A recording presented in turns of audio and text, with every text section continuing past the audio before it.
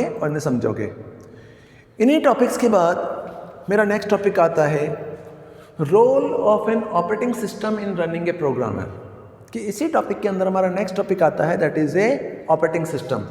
कि role of an operating system in running a program, कि आखिर ऑपरेटिंग सिस्टम क्या है और ऑपरेटिंग सिस्टम हमारे लिए इतना बेनिफिशियल क्यों है।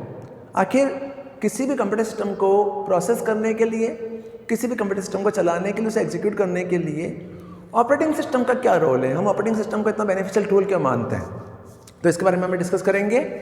तो रोल इन ऑपरेटिंग सिस्टम का हम रोल समझें, इससे पहले मैंने आपको अभी भी एक चीज़ समझाई थी, बताया था कि हम ये जानते हैं कि कंप्यूटर सिस्टम एक इलेक्ट्रॉनिक मशीन है और जब हम इलेक्ट्रॉनिक मशीन का यूज करते हैं इसके टू पार्ट्स होते हैं, hardware and software. Then hardware system का एक मेंटेनेंस प्रोवाइड करते हैं, एक स्ट्रक्चर प्रोवाइड करते हैं और बिना हार्डवेयर के हम कभी किसी मशीन को यूज़ में नहीं ले सकते। उसी टाइप से हार्डवेयर के बाद सेकेंड पार्ट आता है सॉफ्टवेयर। तो हम ये जानते हैं कि किसी भी हार्डवेयर कंपोनेंट को रन करने के लिए, किसी भी हार्डवेयर कंपोनेंट को एग्जीक्यूट कराने के लिए जिस प्रोग्राम का हम यूज करते हैं उस प्रोग्राम को ग्रुप को हम कहते हैं सॉफ्टवेयर। देन हमने पढ़ा है कि जब हम किसी भी सॉफ्टवेयर का यूज करते हैं, सॉफ्टवेयर वैसे टू टाइप के होते हैं, जिनमें पहला सॉफ्टवेयर होता है उसे हम कहते हैं सिस्टम सॉफ्टवेयर और सेकंड जो सॉफ्टवेयर आता है उस सॉफ्टवेयर को हम कहते हैं एप्लीकेशन सॉफ्टवेयर। तो हमने प्रीवियस क्लासेस में पढ़ा था कि सिस्टम सॉफ्टवेयर का मीन होता है ऑपरेटिंग सिस्टम, कि इट मीन्स ऐसे सॉफ्टवेयर जो पूरे मशीन को ऑपरेट करते हैं, किसी भी कंप्यूटर सिस्टम को ऑपरेट करने के लिए, प्रोसेस करने के लिए, मैनेज करने के लिए, प्लस किसी भी कंप्यूटर सिस्टम को रन कराने के लिए सबसे इंपॉर्टेंटली जो सॉफ्टवेयर यूज में दिया जाता है उस सॉफ्टवेयर को हम कहते हैं ऑपरेटिंग सॉफ्टवेयर। क्योंकि हम जानते हैं कि ऑपरेटिंग सिस्टम एक्चुअली में एक ऐसे सॉफ्टवेयर होते हैं जो यूज़र एंड मशीन के बीच में इंटरफेस प्रोवाइड करते हैं और बिना ऑपरेटिंग सिस्टम के कभी भी कोई मशीन ऑपरेट नहीं हो सकती है, क्योंकि वो हमें एक इंटरफेस प्रोवाइड करते हैं। और उसी सॉफ्टवेयर को रन कराने के लिए जो प्रोग्राम्स हम उस ऑपरेटिंग सिस्टम के पे इंस्टॉल करते हैं, उन प्रोग्राम्स या उन प्रोग्राम्स के ग्रुप को हम कहते हैं एप्लीकेशन सॉफ्टवेयर। तो फर्स्ट ऑफ ऑल केस में जब हम किसी भी ऑपरेटिंग सिस्टम का यूज करते हैं तो ऑपरेटिंग सिस्टम एक मेन सॉफ्टवेयर होते हैं जिनके बिना कभी कोई सिस्टम प्रोसेस नहीं होता है, पूरा टास्क जो होता है वो ऑपरेटिंग सिस्टम के थ्रू ही किया जाता है। तो आखिर ऑपरेटिंग सिस्टम क्या है, इसका इंपॉर्टेंट यूज क्या है। तो you have learned that once a program is turned to executable form exe file, they can be run by the computer independently. An executable program run on the computer with the help of operating system. कि हमने ये चीज़ देखी कि जब हम किसी programme को बनाते हैं तो वो प्रोग्राम हमारा एग्जीक्यूटेबल फॉर्मेट में होता है, एग्जीक्यूटेबल फाइल के फॉर्मेट में होता है और एग्जीक्यूटेबल फाइल के फॉर्मेट में होने के बाद उससे जब हम एग्जीक्यूट कराते हैं तो एग्जीक्यूट होने के लिए उसे जो सपोर्ट प्रोवाइड किया जाता है, उस प्रोग्राम को जब प्रोसेस किया जाता है तो उससे एग्जीक्यूशन प्रोसेस किसकी हेल्प से होता है, वो जब प्रोग्राम एग्जीक्यूट हो रहा है तो एग्जीक्यूट किसकी हेल्प से हो रहा है, वो हेल्प से हो रहा है ऑपरेटिंग सिस्टम की हेल्प से हो रहा है। The operating system has a major role to play in the execution of the program in executable form. In earlier days, computer used to run one program at a time, but modern days, computer are capable of running multiple programs, multi-programming and catering to program to multiple users. Thus, the role of OS in running a program is much more complex and important days. कि जब किसी भी application software को run कराया जाता है या किसी भी एप्लीकेशन सॉफ्टवेयर को जब एग्जीक्यूट किया जाता है तो उसे एग्जीक्यूट करने के लिए जो इंटरफेस प्रोवाइड किया जाता है उस इंटरफेस को हम कहते हैं ऑपरेटिंग सिस्टम। नाउडेज कि हम ये जानते हैं कि जब हम किसी भी ऑपरेटिंग सिस्टम का यूज करते हैं तो ऑपरेटिंग सिस्टम वैसे टू टाइप से वर्क करता है। एक होता है सिंगल यूज़र ऑपरेटिंग सिस्टम, एक होता है मल्टी यूज़र ऑपरेटिंग सिस्टम या सिंगल टास्किंग ऑपरेटिंग सिस्टम और एक होता है मल्टीटास्किंग ऑपरेटिंग सिस्टम। तो बेटा सिंगल टास्किंग ऑपरेटिंग सिस्टम का होता है कि पहले के टाइम पे कुछ ऐसे ऑपरेटिंग सिस्टम्स आते थे जिसमें यूनिक्स हो गया या MS DOS हो गया, माइक्रोसॉफ्ट डिस्क ऑपरेटिंग सिस्टम हो गया। तो ऐसे ऑपरेटिंग सिस्टम जिसपे यूज़र एक टाइम पर एक ही काम कंप्लीट कर सकता है, बट अगर हम एक ही टाइम पर बहुत सारे प्रोग्राम एक साथ एग्जीक्यूट करना चाहते तो उसे कहते हैं multi programming multitasking operating system. और आज के टाइम पर हम multi user multitasking operating system का यूज कर सकते हैं। इसी टॉपिक के बाद ऑपरेटिंग सिस्टम क्या होता है, कैसे इसके रूल होते हैं, कैसे इसे प्रोसेस करते हैं, उसे समझने के लिए कुछ ऑप्शंस दिए हुए हैं। इनमें एक टॉपिक आ रहा है OS as a resource manager, कि OS या ऑपरेटिंग सिस्टम हमारे प्रोग्रामिंग के लिए, हमारे टूल के लिए, हमारे सिस्टम के लिए एक सबसे इम्पोर्टेंट पार्ट है और बिना ऑपरेटिंग सिस्टम के कभी भी कोई भी टास्क कंप्लीट नहीं किया जा सकता। इसी मोड में ओएस हमारे लिए एक रिसोर्स मैनेजर है। तो इसका यूज क्या होता है? A program when not running in simply lying on the disk, to execute it must be loaded into the memory first and then CPU be assigned to it so that instruction can be run. The moment of a program is loaded for running executing it called the process, sometimes jobs. कि OS as a resource manager, OS क्या होता है? एक हमारे resource manager होता है। कैसे होता है? रिसोर्स मैनेजर का मतलब ये है कि program were not running in simply lying on the disk, it execute it must be loaded into the memory first, then CPU be assigned it to that instruction can be run. कि जब हम किसी भी EXE programme को execute करते हैं तो वो EXE प्रोग्राम जैसे ही हमारा एग्जीक्यूट होता है तो सबसे पहले उस प्रोग्राम को मेमोरी में लोड करते हैं और मेमोरी लोड होने के बाद ऑपरेटिंग सिस्टम के थ्रू उसे वन बाय वन एग्जीक्यूट किया जाता है। तो उसी एग्जीक्यूशन प्रोसेस को हम क्या कहते हैं? उस एग्जीक्यूशन रनिंग लोडेड प्रोसेस को क्या कहते हैं? प्रोसेस कहते हैं, या प्रोसेस के अलावा समटाइम जॉब सेक्शन भी कहते हैं। ए रनिंग प्रोग्राम और the executing entry is called the process. कि जब किसी प्रोग्राम को एग्जीक्यूट किया जाता है, किसी प्रोग्राम को रन कराया जाता है, तो रन करने का जो शेड्यूल होता है उस शेड्यूल को ही एक्चुअल में क्या कहा जाता है? प्रोसेस कहा जाता है। Multiple programs are run interactively with each other, so to improve overall efficiency of the computer, multi-programming are broadly improve the overall efficiency of the computer system by getting more work done in the less time by CPU, many shared among a number of active programs which are present in the memory। कि आज हम multi programming का use कर रहे हैं। तो multi programming का use का मतलब हो गया कि प्रोसेसर तो एक है, लेकिन एक ही प्रोसेसर एक ही टाइम पर बहुत सारे प्रोग्राम्स को एग्जीक्यूट कर रहा है। एक ही प्रोसेसर है, वो एक ही प्रोसेसर एक ही टाइम पर बहुत सारे प्रोग्राम्स को प्रोसेस कर रहा है या एग्जीक्यूट कर रहा है। तो इसी प्रोग्रामिंग को हम कहते हैं मल्टी प्रोग्रामिंग और इसी कहते हैं मल्टी प्रोसेस। और जब एक साथ एक ही ऑपरेटिंग सिस्टम के थ्रू बहुत सारे प्रोग्राम एग्जीक्यूट किए जाते हैं तो उन प्रोग्राम्स को बेसिकली हम जॉब कहते हैं। That is a multi programming या मल्टी प्रोसेसिंग। इस मल्टी प्रोसेसिंग से हमें ये बेनिफिट प्रोवाइड होता है कि हमारी जो टाइम कंज्यूमिंग वो बढ़ जाती है। इट मीन्स कि हम इजीली एक साथ बहुत सारे टास्क को इजीली परफॉर्म कर सकते हैं। इसीलिए आपने सुना होगा मल्टी प्रोसेसिंग। फॉर एग्जांपल कि जैसे आज MS-DOS का यूज कर रहे हैं, तो MS-DOS एक सिंगल यूज़र ऑपरेटिंग सिस्टम है। इट मीन्स कि आज MS-DOS में आप एक टाइम पर एक ही टास्क कंप्लीट कर सकते हैं, मल्टी टास्क कंप्लीट नहीं कर सकते। बट आपने अगर GUI बेस पर विंडोज़ का यूज किया तो विंडोज़ एक मल्टी प्रोग्रामिंग ऑपरेटिंग सिस्टम है। उसमें हम एक साथ बहुत सारे प्रोग्राम को ओपन कर सकते हैं कि हम वर्ड भी चला रहे हैं, एक्सेल भी चला रहे हैं, पावर पॉइंट भी चला रहे हैं, साथ साथ बहुत सारे प्रोग्राम चला रहे हैं। तो उस केस में उस ऑपरेटिंग सिस्टम को हम कहते हैं मल्टी प्रोग्रामिंग ऑपरेटिंग सिस्टम। जिसे प्रोसेसर तो एक है, बट उस प्रोसेसर ने क्या किया कि सारे प्रोग्राम को सिक्वेंशियली ऑर्डर में अरेंज कर दिया और वन बाय वन प्रोग्राम का एग्जीक्यूट किया जा रहा है। तो इसी चीज़ को हम कहते हैं मल्टी प्रोग्रामिंग, जिससे हमारी टाइम कंज्यूमेशन बढ़ जाता है, स्पीड इंक्रीज होती है और इजी मोड में हम प्रोग्राम को सक्सेसफुली एग्जीक्यूट कर सकते हैं। CPU wait for the I operation to get over. This wait time is CPU idle time. So what an OS does in the place of making the CPU sit idle, load another job for the CPU, another job take over the use of CPU, increasing efficiency, thereby reducing the CPU idle time. लेकिन जब हम operating system का use करके multiple program को एक साथ execute करते हैं तो मल्टीपल प्रोग्राम को एक साथ एग्जीक्यूट करने पर प्रॉब्लम ही जनरेट होती है कि अगर कोई भी ऑपरेटिंग सिस्टम एक टाइम पर एक प्रोग्राम का एग्जीक्यूट कर रहा है और उसी समय दूसरा प्रोग्राम भी हमने एग्जीक्यूट कर दिया, तो एग्जीक्यूट करने पर अगर एक प्रोग्राम एक जॉब अगर ऑपरेटिंग सिस्टम के थ्रू एक जॉब को प्रोसेस किया जा रहा है, उसी टाइम पर अगर नेक्स्ट जॉब भी आती है तो सेकेंड जॉब को वेट करना पड़ेगा जब तक फर्स्ट जॉब कंप्लीट नहीं होती है। और इन केस ऑफ अगर फर्स्ट जॉब का टाइम शेड्यूल बहुत ज़्यादा है तो सेकेंड जॉब उस केस में वेट ही करती रहेगी जब तक फर्स्ट वाला सिस्टम फ्री नहीं होता है। तो इस प्रॉब्लम को सॉर्ट आउट करने के लिए कई सारी टेक्निक्स यूज ली जाती है और इस टेक्निक को हम कहते हैं job scheduling process.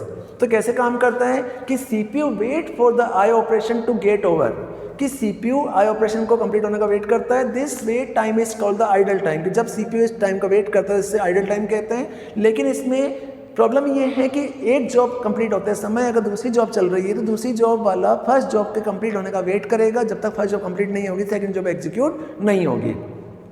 The measure of system efficiency is through output, which refer to the number of job carried out in the given unit of time. इस प्रॉब्लम को सॉर्ट आउट करने के लिए थ्रू आउटपुट का use होता है। Through output का use का मतलब ये होता है कि अगर हम एक ही टाइम पर एक जॉब प्रोसेस कर रहे हैं और सेकेंड जॉब अगर वेट कर रही है कि जब फर्स्ट जॉब कंप्लीट होगी देन सेकेंड जॉब चालू होगी। अगर इन केस ऑफ वेट में हमारा एक प्रोसेस चल रहा है, सेकेंड प्रोसेस चल रहा है, थर्ड प्रोसेस चल रहा है, अभी CPU फर्स्ट प्रोसेस को एग्जीक्यूट कर रहा है तो सेकंड वाला फर्स्ट वाले का वेट कर रहा है, थर्ड वाला सेकंड वाले का वेट कर रहा है। जब फर्स्ट कंप्लीट होगा तो प्रोसेसर सेकंड को एग्जीक्यूट करेगा, फिर थर्ड को एग्जीक्यूट करेगा, तो थर्ड वाला फर्स्ट और सेकंड के टाइम तक वेट करता रहेगा। इससे सिस्टम की स्पीड कम हो जाती है। तो इस सिस्टम की स्पीड को मैनेज करने के लिए एक ही ऑपरेटिंग सिस्टम क्या करता है कि जॉब शेड्यूलिंग तैयार करता है। उस जॉब शेड्यूलिंग के थ्रू हर प्रोसेस को हर जो जॉब होती है उस जॉब का टाइम अलॉट कर दिया जाता है। उस जॉब टाइम के बेस पर जिस प्रोसेस की प्रायोरिटी हाई होती है, जिस जॉब की प्रायोरिटी हाई होती है, उसे प्रोसेसर दिया जाता है। कुछ टाइम से एग्जीक्यूट करने के बाद प्रोसेसर सेकंड को चेक करेगा, सेकंड को थर्ड को चेक करेगा, थर्ड को फोर्थ को चेक करेगा। तो इसी टाइम शेड्यूलिंग को हम क्या कहते हैं, थ्रू आउटपुट कहते हैं, which refer to number of job carried out in the increasing of through output of the computer system. For example, CPU is working on a job that required 10 millisecond to complete, and after 7 millisecond the job required an eye operation. कि जैसे first job जो चल रही है वो अगर किसी task को कंप्लीट करने में 10 सेकंड का टाइम ले रही है और सेकंड जॉब जो आ रही है वो 7 मिलीसेकंड का टाइम ले रही है, विच टेक अबाउट 8 मिलीसेकंड। जो सेकंड जॉब है वो 7 मिलीसेकंड का और उसके बाद जो जॉब आ रही है वो 8 मिलीसेकंड का यूज करी था। After 7 millisecond the CPU has to sit idle for the 8 millisecond then complete the job to rest of 3 millisecond. कि जैसे फर्स्ट जॉब ने 10 सेकंड का टाइम लिया और सेकंड मिलीसेकंड जो सेकंड जॉब है वो 7 मिलीसेकंड का टाइम ले रही है, तो 7 मिलीसेकंड का टाइम लेने मतलब ये हो गया कि इन केस ऑफ अगर फर्स्ट जॉब 7 मिलीसेकंड तक चल जाती है या वो 10 मिलीसेकंड कंप्लीट करती है उसके बाद सेकंड वाली जॉब चलेगी, तो सेकंड वाला अगर 7 मिनट का वेट कर रहा है तो उसका 3 अगर माइनस कर दें तो वो बेसिकली 8 मिलीसेकंड का वेट कर रही है। इस तरह से अगर टाइम शेड्यूल बढ़ता जाएगा तो टाइम शेड्यूल बढ़ते जाने के बाद पीछे जो लास्ट वाली जॉब होगी उस जॉब का टर्न आने में काफ़ी टाइम कंज्यूम होगा। तो इसी टाइम को सेव करने के लिए, इसी टाइम को एक्सेस करने के लिए, इजी बनाने के लिए ऑपरेटिंग सिस्टम के अंदर एक प्रोसेस यूज में लिया जाता है। उस प्रोसेस को हम कहते हैं जॉब शेड्यूलिंग प्रोसेस। उस जॉब शेड्यूलिंग प्रोसेस के अंदर थ्रू आउटपुट का यूज़ होता है। उस थ्रू आउटपुट के अंदर एक केस ये किया जाता है कि जब जितनी भी जॉब आती है, जितने भी प्रोसेस आते हैं तो उनको डिवाइड कर दिया जाता है कि number of job completed than time taken, कि जितनी भी जॉब आ रही है वो कितने टाइम ले रही है कंप्लीट होने में, उनको डिवाइड कर दिया जाता है। अब डिवाइड करने के बाद एक ही प्रोसेसर एक टाइम पर बहुत सारे प्रोसेसेस को एग्जीक्यूट करता है, जिससे हमारे सिस्टम की स्पीड भी फास्ट हो जाती है और सिस्टम इजीली एग्जीक्यूट हो जाता है। Thus we can say, thereby loading multiple processes, the operating system improve overall the performance of the computer system. When multiple processes are running simultaneously, it is important to manage them. For this purpose, OS provide operating functions.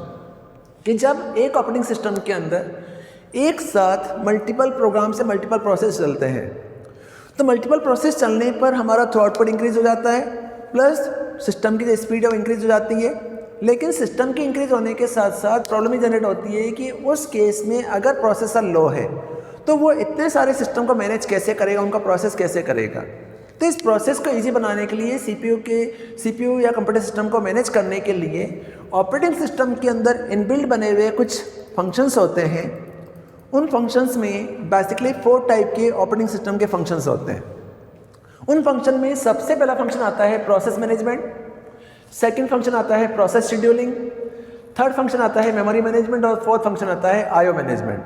कि किसी भी operating system के अंदर एक साथ multiple program को execute करने पर कंप्यूटर सिस्टम जो आइडल हो जाता है, कंप्यूटर सिस्टम उसे मैनेज नहीं कर पाता है, तो उनको प्रॉपर्ली मैनेज करने के लिए ऑपरेटिंग सिस्टम के थ्रू CPU को मैनेज करने के लिए, उस ऑपरेटिंग सिस्टम को मैनेज करने के लिए ऑपरेटिंग सिस्टम के इनबिल्ट बने हुए कुछ फंक्शंस होते हैं।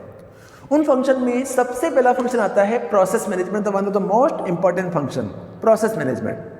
तो बेटा प्रोसेस मैनेजमेंट का मतलब क्या होता है? प्रोसेस मैनेजमेंट का मतलब होता है कि when a program need to be executed it approaches OS. The processor scheduler of the OS load into the memory and become a process which execute as per the instruction as in the process of the CPU assigned to it. कि process management का मतलब होता है कि जब किसी programme को operating system के अंदर लोड किया जाता है तो लोड करते समय उस प्रोसेस को एक टाइम शेड्यूल दिया जाता है, प्लस उसकी जो फुलफिल रिक्वायरमेंट्स हैं उन रिक्वायरमेंट को चेक कर लिया जाता है कि आपने इस टाइम पर लॉगिन किया है और आप इतने टाइम के लिए इसे यूज कर सकते हैं। तो इसी मैनेजमेंट को क्या कहते हैं? प्रोसेस मैनेजमेंट कहते हैं कि पर्टिकुलर टाइम ओवर होने के बाद CPU या ऑपरेटिंग सिस्टम नेक्स्ट प्रोसेस को चेक करना शुरू कर देगा। इसे अगर हम और ईजी समझना चाहते हैं तो ईजी समझने के लिए हमारे पास एक एग्जांपल है कि जैसे आज हमारी स्कूल है, ठीक है, उस स्कूल के अंदर मल्टीपल क्लासेस चल रही है। उन मल्टीपल क्लासेस बेस पर मान लिया कि अगर हमारे स्कूल में ओनली फॉर एक क्लास चल रही है तो एक क्लास को पढ़ाने के लिए अगर 2 टीचर्स हैं या 2 टीचर के अलावा अगर मल्टीपल टीचर्स हैं, अगर एक टीचर है और एक क्लास है तो उस केस में एक टीचर उस क्लास को 1 आवर पढ़ाता है, 2 आवर पढ़ाता है या 10 आवर पढ़ाता है, उससे कोई फ़र्क नहीं पड़ता, वो ईजिली पढ़ा सकता है। बट इन केस ऑफ अगर उसी क्लास को पढ़ाने के लिए अगर 1 की जगह 5 टेचर्स हैं, अगर एक ही टीचर उस क्लास को 5 आवर पढ़ाएगा तो बाकी टीचर का टाइम नहीं आएगा। तो इस प्रॉब्लम को सॉर्ट आउट करने के लिए हम क्या करते हैं? टाइम टेबल मैनेज करते हैं और टाइम टेबल के बेस पर एक टीचर जो पर्टिकुलर सब्जेक्ट वाला है उसने 1 आवर की क्लास ले ली। जैसे ही 1 आवर कंप्लीट होगा उसके बाद सेकंड टीचर आएगा और सेकंड टीचर उस क्लास को कवर करेगा, फिर थर्ड आएगा, देन फोर्थ आएगा, देन फिफ्थ आएगा। तो 5 आवर के अंदर उस पर्टिकुलर क्लास को 5 सब्जेक्ट पढ़ा सकते हैं। इन केस ऑफ अगर हम प्रोसेस मैनेज नहीं करते तो उस केस में कोई भी टीचर आ रहा है और कोई भी पढ़ा रहा है, उसका कोई टाइम शेड्यूल अवेलेबल नहीं है। उस केस में वो 1 आवर भी पढ़ा सकता है, 2 आवर भी पढ़ा सकता है और 3 आवर भी पढ़ा सकता है, और बीच में अगर उसे छोड़ के चला जाता है तो बाकी उसका वेट करेंगे। उसी टाइप से अगर एक क्लास को पढ़ाने के लिए अगर 5 टीचर हैं और अगर एक ही टीचर कंटिन्यू उस क्लास को पढ़ा रहा है तो बाकी सारे टीचर उसका वेट करते रहेंगे जब तक फर्स्ट टीचर से कंप्लीट नहीं करेगा तो सेकंड टीचर उसे एक्सेस नहीं कर सकता। तो इसी तरह से जब हम किसी ऑपरेटिंग सिस्टम का यूज करते हैं तो इसी ऑपरेटिंग सिस्टम के अंदर एक साथ जब प्रोग्राम चलाए जाते हैं तो अगर एक प्रोग्राम ही चल रहा है तो हमें कभी भी शेड्यूलिंग करने की ज़रूरत नहीं पड़ेगी। लेकिन जब एक ही ऑपरेटिंग सिस्टम के अंदर एक साथ बहुत सारे प्रोसेस चलते हैं तो उनकी शेड्यूलिंग करना बहुत ज़रूरी है, जिससे प्रोसेस मैनेजमेंट शेड्यूलिंग कहते हैं। तो उसी फंक्शन को हम कहते हैं प्रोसेस मैनेजमेंट। तो इसी प्रोसेस मैनेजमेंट को हम कैसे मैनेज करते हैं? तो जब किसी भी प्रोग्राम को एग्जीक्यूट किया जाता है या लोड किया जाता है तो लोड करते समय ऑपरेटिंग सिस्टम उसका टाइम शेड्यूल सेट कर लेता है, प्लस उसका प्रोसेसिंग शेड्यूल सेट हो जाता है। जब वो प्रोसेस एग्जीक्यूट हो रहा है तो दूसरा उसका वेट करेगा, जैसे ही पहला वाला कंप्लीट होगा सेकंड चलना शुरू हो जाएगा, उसका टाइम वापस मिलेगा तो उसे एग्जीक्यूट करना शुरू कर देगा। तो इसी मैनेजमेंट को हम कहते हैं प्रोसेस मैनेजमेंट। तो प्रोसेस मैनेजमेंट क्या होता है, कैसे काम करता है, इस चीज़ को हम थ्रू डायग्राम भी समझ सकते हैं। When a program is ready to be executed, as it loaded into the memory start and become an active process. An active process phase through different state like this. कि जब किसी भी process को execute किया जाता है तो उस केस में उससे सबसे मेमोरी में लोड किया जाता है और लोड होते समय उसकी जो स्टार्ट स्टेप होती है उसे हम स्टार्ट स्टेप कहते हैं। स्टार्ट होने के बाद उसकी कुछ फेस होते हैं, उन फेस को बेसिकली 5 सेक्शन में डिवाइड किया हुआ है। 5 सेक्शन में सबसे पहली स्टेट आती है start state. This is the initial state when a process is first started created by the loading the program in memory। कि जब किसी प्रोग्राम को मेमोरी में लोड किया जाता है तो उस स्टेट को हम स्टार्ट स्टेट कहते हैं। Second state of the ready state when a program is loaded into memory because a process and is ready to be executed has to wait for the CPU, that is a ready state। कि उसे हमने load तो कर दिया, अब load करने के बाद वो एग्जीक्यूट होना शुरू नहीं हुआ है, वो अपने टर्न का वेट कर रहा है, that is a ready state. Running state, once the process get CPU time the CPU start executing the instructions of the process. कि जैसे ही उसे एग्जीक्यूट करना शुरू किया तो रन होना शुरू हो गया। नेक्स्ट स्टेट आती है waiting state. If during execution the process has to wait for the some resources such as waiting for the user input and waiting for the file to become available, then the CPU take up the next process। Waiting state का मतलब ये है कि किसी reason से अगर वो processor stop है या कुछ टाइम के लिए रुका हुआ है कि उसको फाइल नहीं मिल रही है, वो अपना वेट कर रहा है, तो उस टाइम को हम कहते हैं वेटिंग टाइम। और वेटिंग टाइम के बाद वापस से रनिंग स्टेट में आ जाएगा। और लास्ट स्टेट होती है टर्मिनेटेड स्टेट। कि कि once a process all the instruction are successfully executed then has completed its execution, कि सारी अपनी इंस्ट्रक्शंस कंप्लीट होने के बाद वो इस प्रोसेस से एंड हो जाएगा और बाहर निकल जाएगा। तो इस स्टेट को हम कहते हैं terminated state. For example first case में जैसे ही प्रोग्राम एग्जीक्यूट होगा तो स्टार्ट स्टेट में आएगा, स्टार्ट स्टेट से वो रेडी स्टेट में आएगा कि वो रेडी फॉर एग्जीक्यूशन। जैसे उसे ग्रीन सिग्नल मिलेगा वो एग्जीक्यूट होना शुरू हो जाएगा, एग्जीक्यूट होते समय रनिंग स्टेट में आएगा, रन हो रहा है। रन होते समय अगर किसी रीजन से उसको फाइल नहीं मिल रही है या सीपीयू आइडल पड़ा हुआ है, कुछ टाइम को उसे वेट करना पड़ रहा है, तो वेट करते हुए वापस वेटिंग स्टेट में चला जाएगा और वेटिंग स्टेट में जाने के बाद जैसे ही वेट कंप्लीट होगा रेडी स्टेट में आ जाएगा, वापस रनिंग स्टेट में आ जाएगा और आफ्टर कंप्लीशन सारा प्रोसेस कंप्लीट होने के बाद वो टर्मिनेट स्टेट में आएगा और एग्जीक्यूट हो जाएगा और इसी बेस पर जो सेकंड स्टेट आएगा वो चलना शुरू हो जाएगा। तो इस तरह से अगर क्यू में बहुत सारे प्रोसेस चल रहे हैं तो पहले फर्स्ट प्रोसेस चलेगा, वो एग्जीक्यूट होगा, जैसे ही फर्स्ट प्रोसेस कंप्लीट होगा सेकंड प्रोसेस आ जाएगा, वो एग्जीक्यूट होगा, फिर थर्ड, फिर फोर्थ। इस तरह से एक ही ऑपरेटिंग सिस्टम के अंदर एक साथ बहुत सारे प्रोसेसेस एग्जीक्यूट होते हैं। इसलिए आपने कई बार देखा होगा कि जब हम किसी नेट को एग्जीक्यूट करते हैं तो नेट चलाते समय जब एक पेज को हम लोड करते हैं तो पेज सर्च होता है, सर्फिंग सर्च होती रहती है कि उसे सर्वर से रिस्पांस मिल रहा है या नहीं मिल रहा है। रिस्पांस मिल जाएगा तो वो एग्जीक्यूट होना शुरू हो जाएगा, रिस्पांस नहीं मिलेगा तो उसका जो टाइमर होता है वो एंड हो जाता है और फिर वापस से रीलोड करना पड़ता है। तो इसी चीज़ को हम कहते हैं ऑपरेटिंग सिस्टम के processes, that is a process management. इसी प्रोसेस मैनेजमेंट को मैनेज करने के लिए कंप्यूटर सिस्टम के प्रोसेसर के अंदर एक आईडी होती है, उसे कहते हैं प्रोसेस आईडी। जब हम एक साथ बहुत सारे प्रोसेसेस को ऐड करते हैं तो प्रोसेस को मैनेज करने के लिए ऑपरेटिंग सिस्टम एक पीसीबी कंट्रोल का यूज करता है और पीसीबी कंट्रोल को कहते हैं प्रोसेस कंट्रोल ब्लॉक। उस प्रोसेस कंट्रोल ब्लॉक के अंदर जितने प्रोसेस आते हैं हर प्रोसेस को एक आईडी दी जाती है, that is a process ID. तो इससे ऑपरेटिंग सिस्टम ये मैनेजमेंट करके देख सकता है कि मेरे पास अभी रनिंग में कितने प्रोसेसेस हैं, कौन से एग्जीक्यूट हो चुके हैं, कौन सा रन हो रहा है, कौन सा वेट कर रहा है, कौन सा आइडल पड़ा हुआ है, उनको मैनेज कर सकते हैं। इसी चीज़ को अगर हम समझना चाहते हैं तो आपको ध्यान होगा कि जब हम अपने कीबोर्ड से कंप्यूटर सिस्टम में control plus alt plus delete की प्रेस करते हैं, it means and task menu को ओपन करते हैं। तो एंड टास्क ब्लॉक्स को ओपन करने के बाद उसमें जितने प्रोग्राम हमारे चल रहे होते हैं वो सारे प्रोग्राम डिस्प्ले होते हैं, प्लस उसी में प्रोसेसर ब्लॉक के अंदर जो रनिंग प्रोग्राम्स होते हैं उनकी स्टेप्स शो होती है कि वो कितने प्रोग्राम्स किस स्पीड पर चल रहे हैं, कहीं हाई जा रहा है, कभी लो आ रहा है, कभी हाई आ रहा है, कभी लो आ रहा है। तो उस प्रोसेस मैनेजमेंट को हम टैली कर सकते हैं। या इसी चीज़ को अगर आप ऑलरेडी समझना चाहते हैं, प्रोसेस कंट्रोल ब्लॉक को समझना चाहते हैं, तो इस तरह समझ सकते हैं कि जैसे हमारी हार्ट बीट होती है तो हार्ट बीट कभी अप जाती है, कभी डाउन होती है, कभी अप जाती है, कभी डाउन होती है, तो वो इसकी स्पीड होती है। बट उसी स्पीड के बेस पर आज जब हम कंप्यूटर में बहुत सारे प्रोग्राम चलाते हैं तो उस टास्क मैनेजर में सारे प्रोग्राम की लिस्ट होती है, प्लस रनिंग प्रोग्राम्स के अंदर डिवाइस के जो रनिंग प्रोग्राम्स होते हैं, सर्विसेज होती है, उनमें पीछे प्रोग्राम्स चलते रहते हैं, बैकग्राउंड प्रोसेस में चलते रहते हैं, तो उससे कहते हैं पीसीबी कंट्रोल।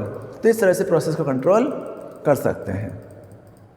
प्रोसेस कंट्रोल करते रहने के बाद नेक्स्ट जो टॉपिक आता है उस टॉपिक को हम कहते हैं प्रोसेस कंट्रोल ब्लॉक के बाद नेक्स्ट टॉपिक आता है, नेक्स्ट फंक्शन होता है प्रोसेस शेड्यूलिंग बाय ओवर्स, कि आखिर ऑपरेटिंग सिस्टम इन प्रोसेस का शेड्यूल कैसे करता है। हमने ये तो देखा कि प्रोसेस मैनेजमेंट क्या होता है। तो प्रोसेस मैनेजमेंट के अंदर जो प्रोग्राम चलता है उस प्रोग्राम को एक आईडी दी जाती है और उस आईडी के बेस पर उनका मैनेजमेंट किया जाता है कि एक प्रोग्राम अगर चल रहा है तो दूसरा उसका वेट कर रहा है, दूसरा अगर चल रहा है तो तीसरा उसका वेट कर रहा है। जब फर्स्ट एग्जीक्यूट हो जाएगा तो सेकंड को प्रोसेस मिल जाएगा, सेकंड एग्जीक्यूट होता है तो थर्ड को मिलेगा। इस तरह से वो रनिंग मोड में प्रोसेस चलते रहते हैं। नेक्स्ट फंक्शन आता है, उस फंक्शन को हम कहते हैं process scheduling of OS. Process scheduling of OS का मतलब ये होता है कि as you know that multiple program can be loaded simultaneously in a computer memory for execution. In such a case it is very important to manage this process so as to determine, कि हम जानते हैं कि जब किसी operating system के अंदर एक साथ बहुत सारे प्रोसेस एग्जीक्यूट करने के लिए इनपुट किए जाते हैं तो उन प्रोसेसेस को शेड्यूल करना बहुत ज़्यादा ज़रूरी है, क्योंकि अगर हम उन्हें शेड्यूल नहीं करेंगे तो हम कभी भी उन्हें मैनेज नहीं कर पाएंगे। कि जैसे मैंने अभी आपको एग्जांपल दिया था कि किसी क्लास के अंदर अगर एक क्लास के अंदर 5 टीचर पढ़ाने वाले हैं और अगर एक ही टीचर पढ़ा रहा है तो बाकी टीचर आइडल रहेंगे। बट अगर हमने 5 टीचर को कोई टाइम शेड्यूल नहीं दिया तो उस केस में एक टीचर आया वो पढ़ा रहा है, उसी समय दूसरा टीचर भी आ जाएगा, वो फर्स्ट वाले से बहस करेगा और वो कहेगा मैं पढ़ाऊंगा, वो कहेगा मैं पढ़ाऊंगा। वापस थर्ड टीचर आएगा, वो कहेगा कि उसने छोड़ा क्लास तो दूसरा टीचर लेना शुरू हो गया। तो बच्चे भी कंफ्यूज होंगे कि हमें किस टीचर से पढ़ना है प्लस किस टीचर से कितनी देर पढ़ना है। तो इस तरह से अगर हम मैनेजमेंट नहीं करते हैं, शेड्यूलिंग नहीं करते हैं, तो पढ़ाने में तो 5 ही टीचर पढ़ाएंगे, लेकिन हमारा मैनेजमेंट प्रॉपर नहीं हो पाएगा कि हम पर्टिकुलर किस टीचर से कितनी देर पढ़ना चाहते हैं। तो इसी चीज़ को मैनेज करने के लिए हम एक टाइम टेबल बनाते हैं जिससे हम शेड्यूल कहते हैं। उस शेड्यूल टाइम के अकॉर्डिंग हम हर चीज़ को सिस्टमेटिक ऑर्डर मैनेज कर सकते हैं। उसी टाइप से जब किसी ऑपरेटिंग सिस्टम के अंदर एक साथ बहुत सारे प्रोग्राम्स आते हैं तो उन प्रोग्राम्स को मैनेज करने के लिए शेड्यूल बनाया जाता है। उस शेड्यूल को हम कहते हैं प्रोसेस शेड्यूल। तो इसी प्रोसेस शेड्यूल के अंदर which process will get the CPU time, which process has to remove from the CPU, which process has to shift it to the IO, what is to be case interrupted occurs. कि जब हम process management का use करते हैं तो process management के अंदर हो सकता है कि कोई प्रोसेस बीच में रुक जाए, हो सकता है कोई प्रोसेस आइडल पड़ा हुआ हो सकता है कोई प्रोसेस ज़्यादा टाइम कंज्यूम कर रहा हो, कोई कम टाइम कंज्यूम कर रहा है। तो उनकी शेड्यूलिंग करना तो बहुत ज़रूरी है। अगर शेड्यूलिंग नहीं करेंगे तो मैनेजमेंट कैसे होगा। तो उसी चीज़ को अप्लाई करने के लिए प्रोसेस मैनेजमेंट के अंदर नेक्स्ट यूज़ में आता है, उस चीज़ को हम कहते हैं प्रोसेस शेड्यूलिंग। तो this is the job of process scheduler of overs. The process scheduling is the activity of the processor manager that handle the removal of the running process from the CPU and the selection of another process on the basis of particular strategy. कि process manager का main role ये होता है कि process manager ये identify करता है कि कौन सा प्रोसेस चल रहा है और नेक्स्ट प्रोसेस कौन सा चलेगा, किसको क्या टाइम दिया जाएगा, किसको क्या टाइम दिया जाएगा। Since all the loaded process have to be shared by CPU, the process scheduler decide upon strategy scheduling algorithm which help to determine which process will get the CPU time. कि जब एक साथ बहुत सारे process चलते हैं तो process scheduler इस चीज़ को डिसाइड करता है कि हम किस प्रोसेस को कितनी देर चलाना चाहते हैं, नेक्स्ट प्रोसेस कौन सा चलेगा, और ये सारी शेड्यूलिंग सेट करने का काम किसके थ्रू होता है, शेड्यूलिंग एल्गोरिथम के थ्रू होता है। अब इसी बेस पर इंटरनल कंप्यूटर सिस्टम के अंदर प्रोसेस को शेड्यूल करने के लिए कुछ इनबिल्ट बनी हुई टेक्नोलॉजी यूज़ में ली जाती है, टेक्निक्स यूज़ में ली जाती है, जिसे हम प्रोसेस शेड्यूल स्ट्रेटेजीज कहते हैं। उन स्ट्रेटेजीज में सबसे पहली स्ट्रेटेजी आती है, उस स्ट्रेटेजी को हम कहते हैं FCFS, first come first serve. First come first serve process का मतलब होता है the process entering first in the queue get the CPU first. कि जो प्रोसेस पहले आएगा वो प्रोसेस पहले सीपीयू को गेट करेगा, जो बाद में आएगा वो नेक्स्ट स्टेप पे आएगा। तो जो पहले आएगा वो पहले एग्जीक्यूट होगा, वो प्रोसेस शेड्यूलिंग हो सकती है। सेकेंड प्रोसेस शेड्यूलिंग होती है round robin schedule. Next process scheduling होती है, उसे कहते हैं round robin scheduling. Every process is given some fix amount of time on CPU called it time slice, say in millisecond. If the process is over during that time, the process is terminated, otherwise state change the waiting for the next ready. Next होता है round robin scheduling. Round robin scheduling का मतलब होता है कि हर process को एक time schedule दिया जाता है, उस टाइम शेड्यूल के बेस पर प्रोसेस को एग्जीक्यूट किया जाता है। जब फर्स्ट प्रोसेसर सिस्टम को यूज कर रहा है और उसका टाइम अगर ओवर हो चुका है, तो जैसे ही उसका टाइम ओवर होगा वो शिफ्ट हो जाएगा और नेक्स्ट प्रोसेस उसको एग्जीक्यूट करना शुरू कर देगा, सीपीयू को यूज करेगा, मेमोरी यूज करेगा, वापस वेटिंग स्टेट में चला जाएगा। वापस जैसे ही सेकंड वाले का कंप्लीट होगा फर्स्ट वाला वापस आ जाएगा। इस तरह से हर सिस्टम का एक टाइम होता है, उस टाइम के बेस पर प्रोसेसिंग चलती है, वो एग्जीक्यूशन होता रहता है, जिससे कहते हैं राउंड रॉबिन शेड्यूलिंग। नेक्स्ट आता है शॉर्टेज जॉब नेक्स्ट। तीसरा प्रोसेस स्ट्रेटेजी यूज में आती है, उस स्ट्रेटेजी को हम कहते हैं shortest job next. CPU pick the next job that will take shortest time out of the ready process. कि शॉर्टेज जॉब का मतलब होता है कि जब एक साथ बहुत सारे प्रोसेस रनिंग स्टेट में आते हैं तो उसमें से उस प्रोसेस को सबसे पहले प्रायोरिटी दी जाती है जिसका प्रोसेस टाइम कम है। जिसका प्रोसेस टाइम ज़्यादा है उसे बाद में एग्जीक्यूट किया जाता है, क्योंकि जो कम टाइम वाला है अगर वो वेट करेगा तो लॉन्ग टाइम तो कंप्लीट नहीं होगा, तो शॉर्ट टाइम वाला वेट करता रहेगा। तो इस चीज़ को सॉल्व करने के लिए हम SJN टेक्नोलॉजी का यूज़ भी कर सकते हैं, शॉर्टेज ऑफ नेक्स्ट टेक्नोलॉजी का यूज़ भी कर सकते हैं। तो इन्हीं शेड्यूलिंग एल्गोरिथम को हम कहते हैं जॉब शेड्यूलिंग एल्गोरिथम्स। अब इन जॉब शेड्यूलिंग एल्गोरिथम कैसे प्रोसेस किया जाता है, किस तरह से लाया जाता है। The process scheduler maintain some process scheduling queues. उनको मेंटेन कैसे करता है, उस मेंटेनेंस केस में 3 स्टेप्स होती है। सबसे पहले job queue, this Q keep all the initiated process in the system. Job queue बनाई जाती है जो आने वाले प्रोसेस की क्यू बना के रखती है। एक होती है रेडी क्यू, तीसरी होती है device Q. Ready queue, this Q has all the process with the ready state and waiting for the execution. कि जैसे आज हम किसी भी फंक्शन वगैरह में जाते हैं तो हमें पता होता है कि अभी हमारा टर्न 7 नंबर पर है, हमसे पहले 6 परफॉर्मेंस आने वाली है। जिस परफॉर्मेंस का फर्स्ट नंबर होता है वो सबसे पहले रेडी होती है और वो एग्जीक्यूट होती है। जैसे ही उस परफॉर्मेंस कंप्लीट होने वाली होती है तो उसके पीछे सेकंड परफॉर्मेंस रेडी रहती है कि जैसे वो कंप्लीट होगी हम स्टेज पे आएंगे। जैसे वो कंप्लीट होगा थर्ड आएगा, देन फोर्थ आएगा, देन फिफ्थ आएगा, देन सिक्स्थ आएगा, देन 7 आएगा। तो इस तरह से हम एक शेड्यूल को सेट करते हैं। वैसे ही प्रोसेस मैनेजमेंट के अंदर भी जब बहुत सारी जॉब की जाती है तो उन जॉब का एक क्यू दिया जाता है। उस क्यू में पहली जॉब होती है job queue, this Q keep all the initiated process in the system. कि जॉब क्यू क्या करती है कि सारे जॉब को शेड्यूल करती है कि कौन कौन सी जॉब एग्जीक्यूट होने वाली है। रेडी क्यू उनको रेडी करती है कि नेक्स्ट जॉब कौन सी है, कौन सी एग्जीक्यूट होनी है। Device queue, the processes which are waiting for the use and IO device are added to the device queue. कि डिवाइस क्यू क्या करती है कि नए प्रोसेस को ऐड करती है, वेटिंग वाली क्यूज़ को रेडी क्यू में ऐड करती है। इस तरह से इन प्रोसेसिंग शेड्यूलिंग का काम किया जाता है, एग्जीक्यूट किया जाता है। इस तरह से हम प्रोसेस शेड्यूलिंग को यूज़ में ले सकते हैं। इसी फंक्शन के बाद प्रोसेस मैनेजमेंट और प्रोसेस शेड्यूल मैनेजमेंट फंक्शन के बाद ऑपरेटिंग सिस्टम का या प्रोसेस मैनेजमेंट का नेक्स्ट फंक्शन होता है that is a memory management. Memory management का मतलब होता है कि memory management part of the OS is another very important part as everything which is being process has to be loaded into memory.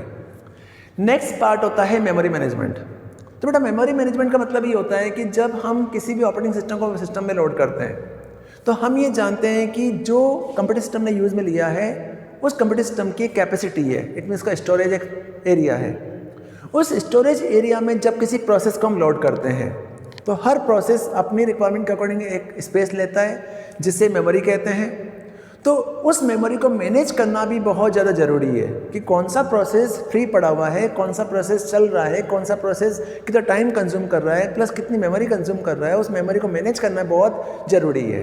अगर हम memory को manage नहीं करेंगे तो मल्टीपल प्रोसेस को एक साथ एग्जीक्यूट नहीं कर पाएंगे। तो नेक्स्ट टास्क होता है मेमोरी मैनेजमेंट। तो मेमोरी मैनेजमेंट परफॉर्मेंस जो होता है उसके कुछ फंक्शंस होते हैं। वो क्या करता है, keep track of each and every memory location regardless of either in the allocated to some processor और it free, check how much memory is to be allocated to process and how is to allocated, decide which process will get memory at what time, keep track of whenever some memory get free or unallocated and correspondingly। Memory management का main जो task होता है वो task ये होता है कि वो प्रोसेसर की मेमोरी को मैनेज करता है कि कौन सा प्रोसेसर कितना टाइम कंज्यूम कर रहा है या कितनी मेमोरी उसने कंज्यूम की है। अगर कोई सिस्टम फ्री पड़ा हुआ है तो उस मेमोरी फ्री करवाना है, किसी को एक्स्ट्रा मेमोरी देनी है तो उसको मेमोरी अलोकेट करानी है, किसी मेमोरी फ्री करवानी है, किसी मेमोरी फ्री मेमोरी को कहाँ यूज करना है, किसने कितना टाइम लिया है, किसको कितना टाइम दिया गया है। ये सारा मैनेजमेंट जो होता है वो सारा मैनेजमेंट कौन करता है, मेमोरी मैनेजमेंट ब्लॉक करता है। जब हम मेमोरी मैनेजमेंट ब्लॉक का यूज करते हैं तो उस मेमोरी मैनेजमेंट ब्लॉक के अंदर just a minute,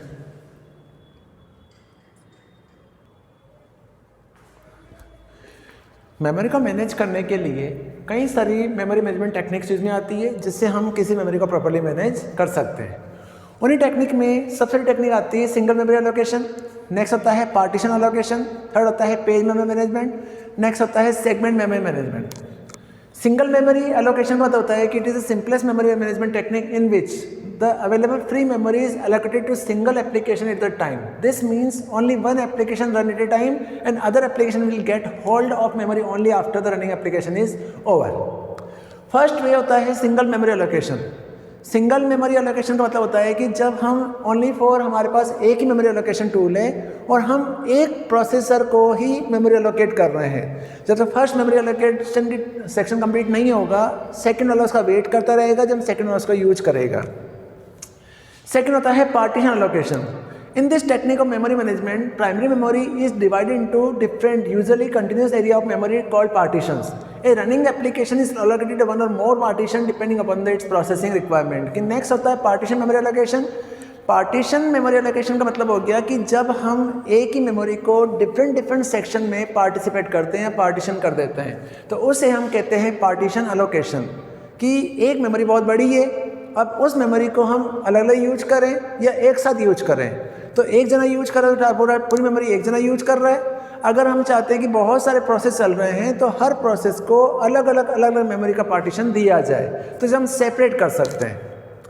for example कि जैसे मैंने अभी भी आपको समझाया था कि एक क्लास के अंदर अगर एक ही टीचर पढ़ा रहा है तो सारी मेमोरी वो खुद यूज कर रहा है। अगर हम ये चाहते हैं कि 3 सब्जेक्ट के टीचर पढ़ाने चाहिए तो हमने टाइम शेड्यूल बना दिया और हर टीचर को एक अलग अलग रूम दे दिए और तीनों ही टीचर क्या कर रहे हैं कि सेपरेट मोड में उस चीज़ को यूज कर रहे हैं, तो उसे कहते हैं पार्टीशन एलोकेशन। नेक्स्ट होता है page memory management. In this technique of memory management, primary memory is divided into fixed size of units called the page forms or simply pages. A running application is allocated some number of pages for its working depending upon its processing requirement. Next होता है partition allocation की तरह ही होता है page memory allocation की। कई सारी memory management techniques जो होती है वो क्या करती है कि सेपरेट जो यूनिट होती है उस यूनिट के अकॉर्डिंग मेमोरी को फिक्स कर देती है, सेपरेट कर देती है और पेज में डिवाइड कर देती है। उस पेज फिक्स साइज यूनिट को हम कहते हैं पेज मेमोरी। नेक्स्ट होता है segment memory management. In this memory management techniques, memory is divided into logical units called the segment. Segments may not be continuous in physical memory, but logically different chunks of memory may be belong to one of segment. A running allocation is allocated some segment depending upon the processing requirement. Next होता है segment memory management. Segment memory management भी same to same page memory की तरह ही होती है, जिसमें different logical units बनाए जाते हैं। फिक्स यूनिट नहीं होते हैं, लॉजिकल यूनिट्स होते हैं। इसमें सारे फिक्स यूनिट्स होते हैं, इसमें लॉजिकल यूनिट्स होते हैं। लॉजिकल यूनिट में हम मेमोरी को कम और ज़्यादा भी कर सकते हैं। तो इस तरह से मेमोरी को मैनेज किया जाता है कि किसी भी ऑपरेटिंग सिस्टम में सिस्टम की स्पीड क्या है, उसकी मेमोरी क्या है, उसकी कैपेसिटी क्या है, उसको कैसे मैनेज करना है, कौन सा प्रोसेस यूज करेगा, कौन सा यूज़ नहीं करेगा, कौन सा फ्री पड़ा रहेगा, ये सारा काम कौन करता है?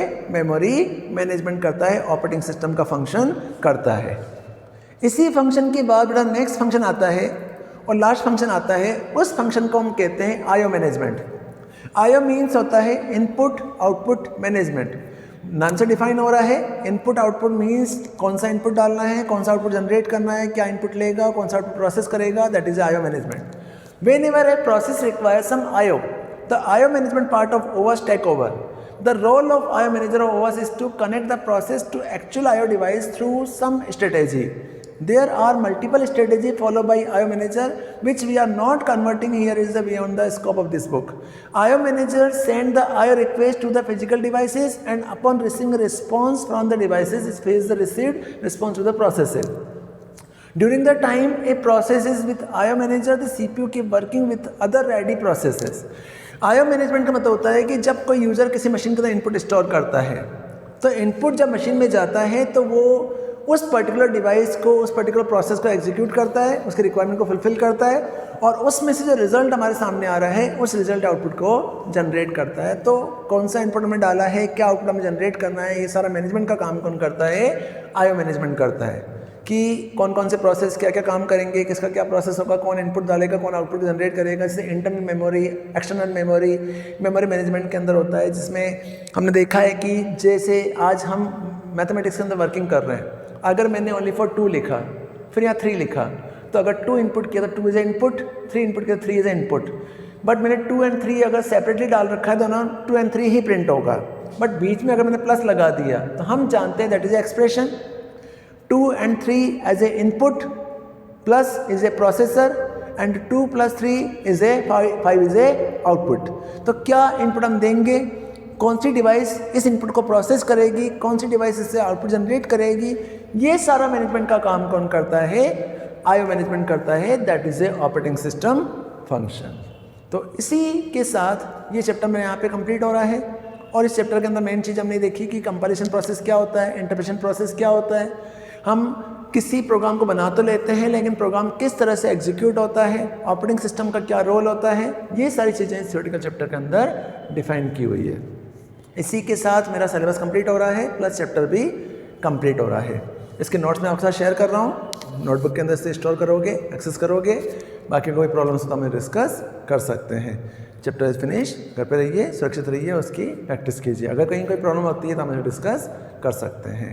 घर पे रहिए, सुरक्षित रहिए। Thank you.